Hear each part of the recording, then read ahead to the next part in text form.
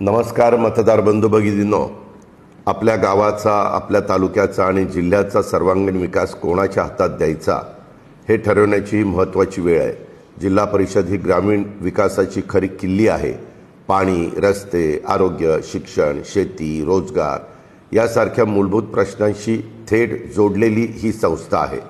राष्ट्रवादी काँग्रेस पक्षाने नेहमीच ग्रामीण भागाला केंद्रस्थानी ठेवून काम केलं आहे.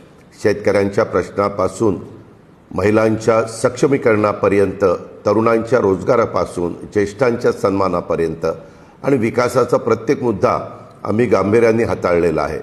मी केवळ शब्दाचा पक्का नाही तर कामाचा माणूस आहे.